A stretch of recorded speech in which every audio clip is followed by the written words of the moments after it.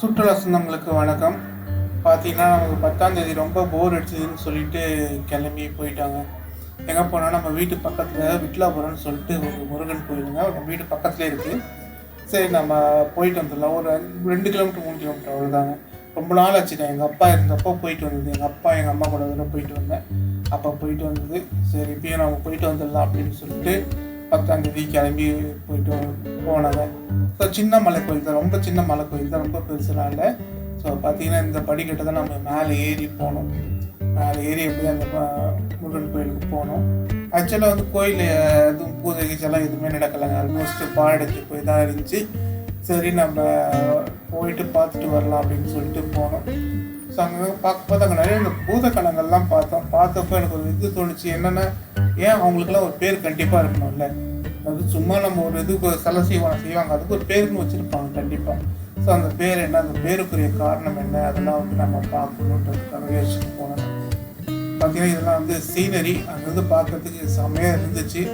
நான் போன டைம்லேயும் நல்லா தான் இருந்துச்சு. அந்த ஏரியாவும் நல்லா இருந்துச்சு, கிளைமேட்டும் ரொம்ப நல்லா இருந்துச்சு. இது வந்து நாங்கள் திருமுழுக்கு நடந்தப்போ எடுத்த இது வச்ச கல் இது. ஸோ இதாங்க கோபுரம், இதான் வந்து வாசல். இது வழியாக தான் நம்ம உள்ளார போகணும். இப்போ சுற்றி 4 சைடும் வந்து ஃபோட்டோ எடுத்தேன். எதுவுமே இல்லைங்க, அங்கே யாருமே இல்லை, ஆளுங்களே இல்லை.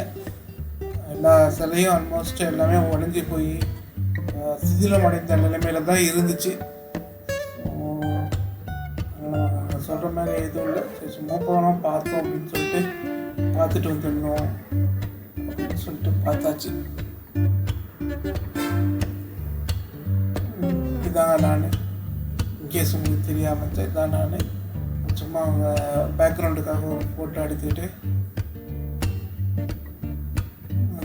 இது அந்த வாசப்பட்டில் இருக்கவங்க எல்லா கோயிலையும் அந்த வாசப்பட்டு வட்டம் போட்டிருக்காங்கன்னு தெரியல. அதை பார்க்கணும்.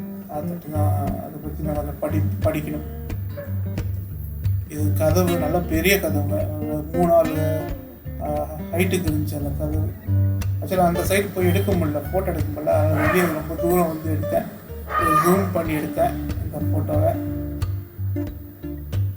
இங்கே அங்கே இருந்த ஒரு சிற்பங்கள் இதெல்லாம் ஏன் அப்படியே சும்மா பராமரிப்பு இல்லாமல் அப்படியே போயிடுச்சு.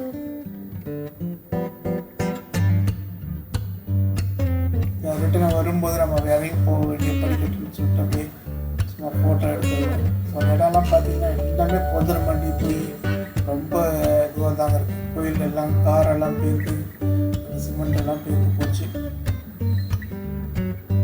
யாராவது போய் பார்த்தீங்கன்னா சொல்லுங்கள், ஆளோட மாட்டமே இல்லை.